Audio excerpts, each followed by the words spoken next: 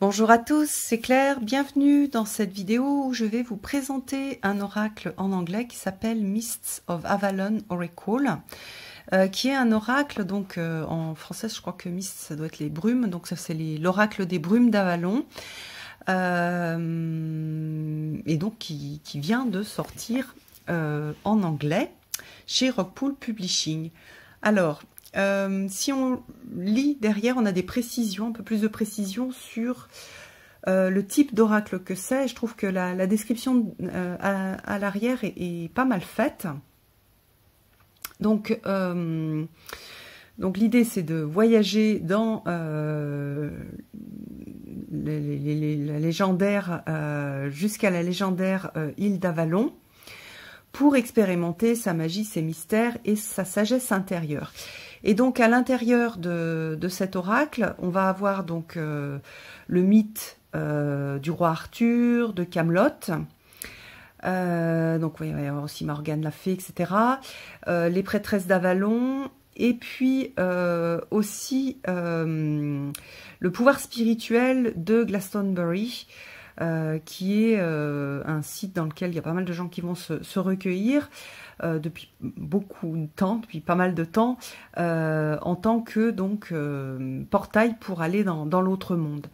Voilà, donc il n'y a pas que strictement les légendes d'Arthur, il y a un peu d'autres choses, et du coup j'ai été assez surprise par ce jeu, parce que je pensais que ça allait être un jeu un petit peu comme on en a déjà vu pas mal.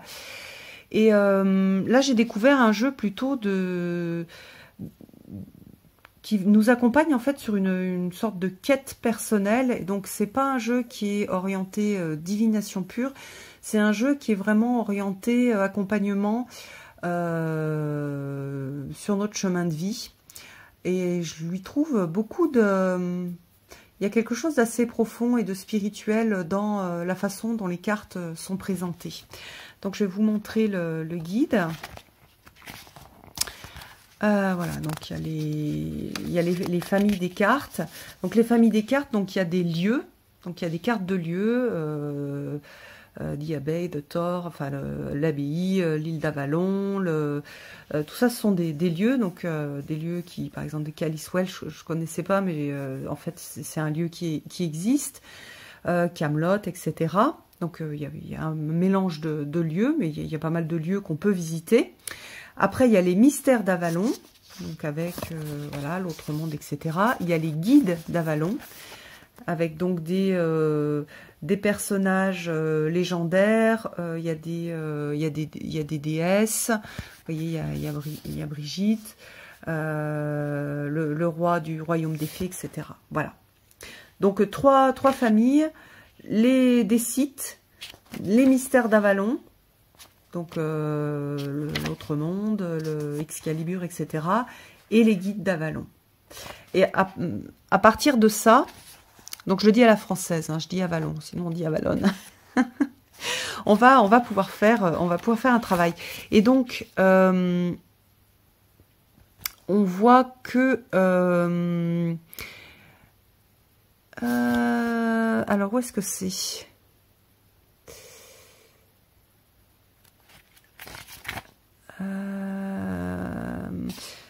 Voilà, utilisez ces cartes de guidance pour aller à votre propre découverte. Donc on a cette idée de développement personnel et de connaissance de soi, connaissance de son chemin, etc. Donc on n'a pas du tout l'idée de est-ce que demain je vais rencontrer telle personne. C'est pas du tout l'objectif de ce jeu-là. C'est un jeu pour travailler sur soi, un jeu d'accompagnement sur notre chemin de vie. Voilà comment utiliser les cartes. Il y a des propositions de tirage aussi, donc une carte, 3 cartes, 5 cartes, un petit peu, on va dire traditionnel, hein, passé, présent, futur, les influences cachées et le résultat. Et puis pour chaque carte, donc on a une petite représentation de la carte en couleur. On a des mots-clés, on a une phrase d'inspiration, un message, et puis toute une explication détails en fait de l'énergie de la carte. Voilà, donc c'est finalement assez long. Et puis à la fin, une sorte de mantra. Je me connais et je vis une vie authentique, par exemple pour cette carte-là. C'est un jeu, je trouve, qui serait dommage d'utiliser juste pour ces belles images. Je trouve que le livre, il est très intéressant. En plus, il est joli. Après, voilà, il est en anglais. Je ne sais pas s'il sera traduit ou non en français. Donc voilà, il y a des choses sur l'illustrateur et l'auteur. Et puis voilà. Alors maintenant, je vais vous montrer les cartes. Je vais vous montrer aussi comment elles sont construites. Donc on a le numéro de la carte qui permet d'aller chercher la signification de la carte, le titre de la carte, j'adore dans ces petits parchemins. Et puis on va avoir en fait quatre mots-clés. Donc par exemple ici, c'est je pense les pins sacrés. Donc on a le sacré, la persévérance, l'optimisme et le courage. Donc on a en fait les mots-clés qui correspondent à la signification de la carte, qui permettent de comprendre et puis d'avoir tout de suite en fait une sorte d'indication sur l'énergie de la carte. Et après, moi je conseille quand même de lire tout le livre pour pouvoir avoir une idée de ce qui est représenté et pourquoi est-ce que cette carte-là, elle représente le courage, par exemple. Donc voilà, donc là on est sur des sites, hein, donc le bois sacré, j'adore, c'est super joli. Hop, je vous montre un peu les détails. Donc vous voyez, on a un cerf aussi qui est caché dans l'ombre. Donc on a l'abbaye. Alors là, on n'est plus dans un site. Donc on a l'autre monde. La dame du lac avec l'épée. La colline de la coupe. Donc là, c'est un lieu aussi.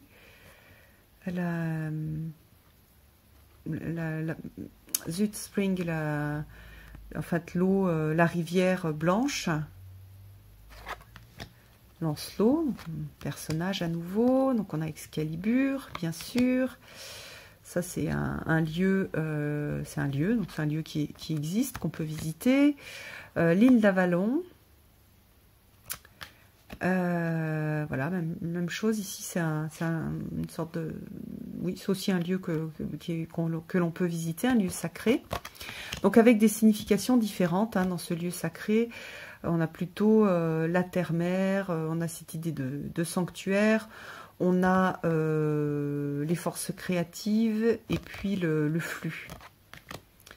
Nimue. Donc là, c'est un des personnages, un des guides, Kéridwen. Donc on va avoir aussi l'histoire de Kéridwen.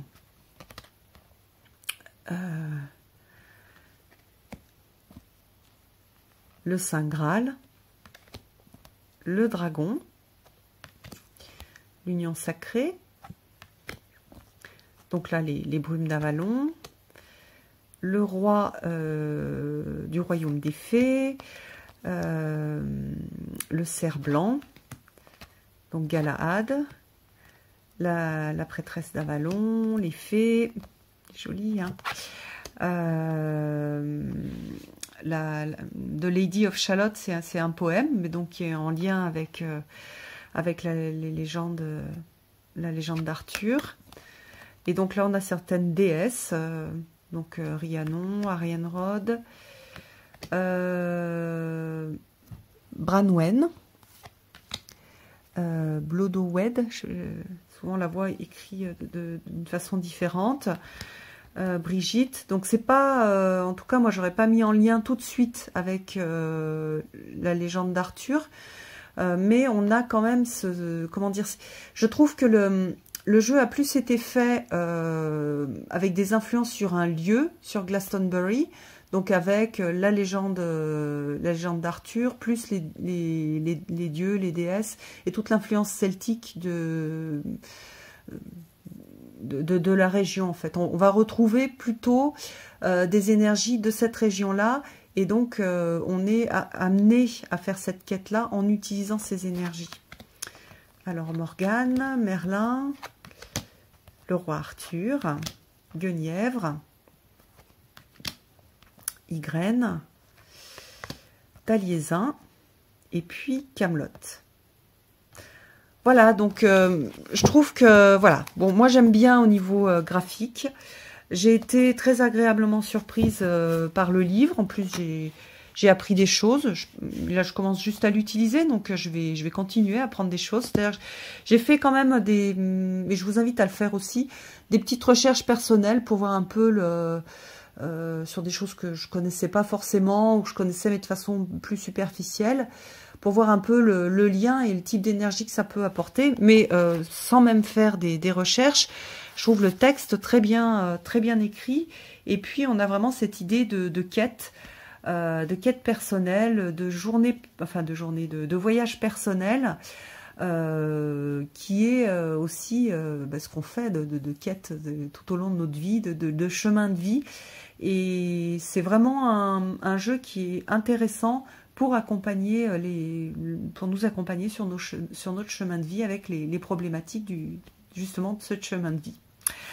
Voilà, j'espère que cette présentation rapide vous aura plu. Et puis, je vous embrasse tous, puis je vous donne rendez-vous pour une prochaine vidéo. À bientôt!